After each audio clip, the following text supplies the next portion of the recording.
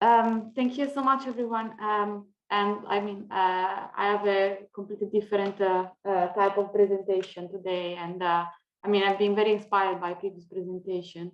I will give you my perspective on like embodied intelligence and more or less like what has been my journey and what I'm trying to achieve so far. So, of course, I started with the idea of trying to like allow robots to have physical interaction with the world and safe interaction with humans. So and so moving them from an environment that is usually constrained and where they have to perform well-defined tasks with limited behavior diversity to make them able to deal with unpredictable environment and be very flexible and be able to accomplish very different tasks.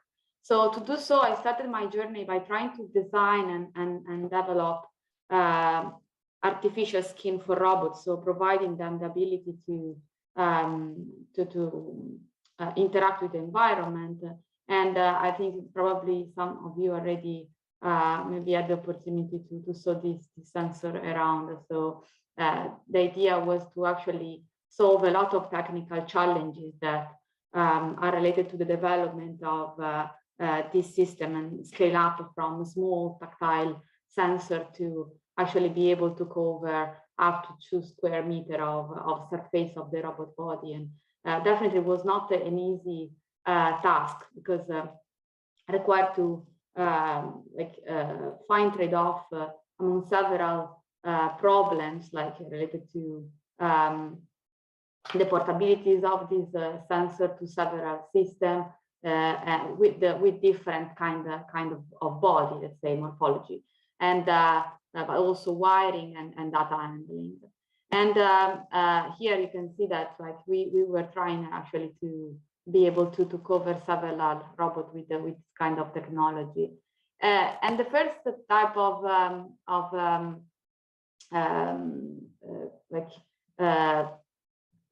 the first type of application that we were trying to achieve was, of course, interaction with human and the tactile-based control. And here you can see more or less the response of the sensor on when integrated on a robot, and the fact that it responds to pressure that is applied on the robot body and can provide up to 16 bits of pressure resolution.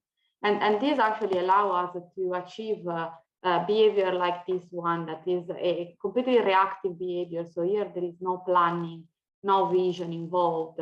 And the robot actually knows only where he needs to, the point that he needs to reach, and doesn't have any knowledge about the environment that is in front of him, but just use the tactile sensing ability to navigate this cluttered environment, trying to reach the point.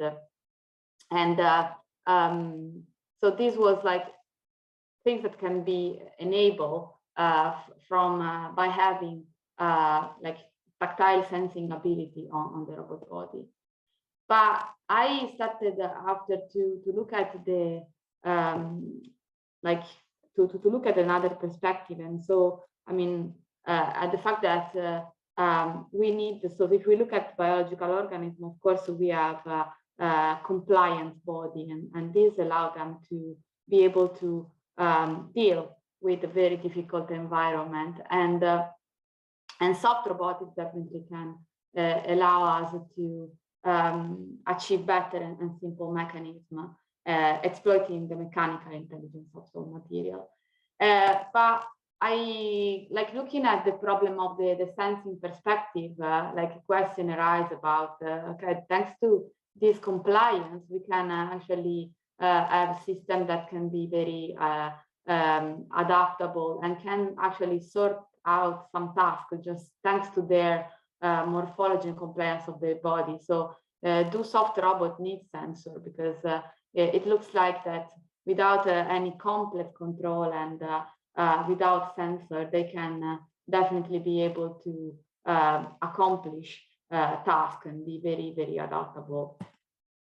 But of course, like there are some situations in which we wanted to be able to provide a robot with sensor, even soft robot with sensor, and of course, when this comes from the problem of control them in difficult environment, and so here we were looking at the problem of controlling, for example, a soft arm in again in a cluttered environment, and precise control, of course, require to be able to first of all estimate the posture of the robot, and so provide the robot with proprioception, and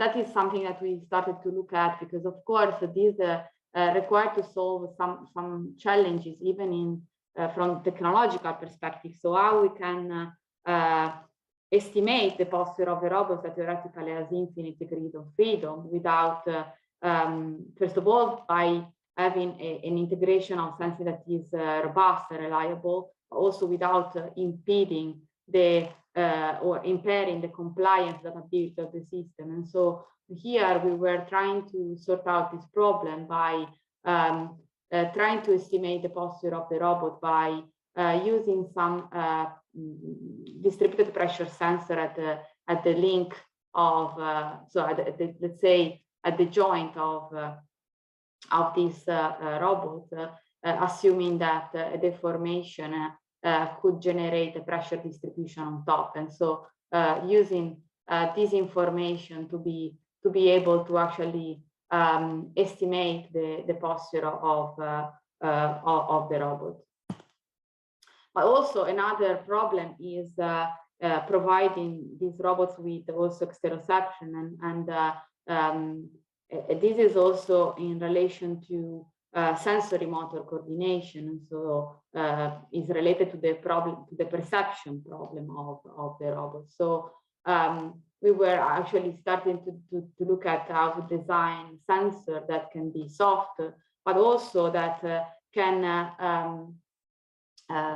be able to be tunable online. And here you can see this sensor is just a soft chamber, and we can design it to be able to change its sensory range online by changing the internal pressure of the sensor, and allowing to actually using the morphology of the sensor to in a certain way simplify the perception problem, and this is what we can try to answer, is how we can exploit softness or anyway variable stiffness in the tactile perceptions problem, how we can use also the morphology of the sensor to actually simplify the tactile perception problem.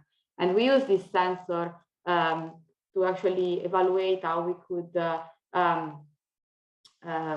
be able to tune online the internal stiffness of the sensor and be able to distinguish between two different patterns in a structure that was actually embedding a soft pattern with high frequency and a more rigid pattern embedded in the structure. And we were like changing the internal pressure with like allow the sensor to be very compliant, so very sensitive or stiff, and we analyze the response in the frequency domain, showing that actually this capability allow us to so exploit in the morphology and the tunability capability of the sensor can allow us to actually simplify the perception problem. And we were also trying to now integrate this sensor to like a soft hand. This in particular is a soft hand where we were trying to achieve like an active palm. So we have and also distributed tactile sensing on the whole subface of the hand, and also trying to be able to design and manufacture this hand in one batch. So by using 3D printing, having the hand already equipped with the tactile sensor on top, and be able actually to exploit this sensor also in the problem of in the perception problem. And so here you can see that the hand is like is actuated pneumatically and actually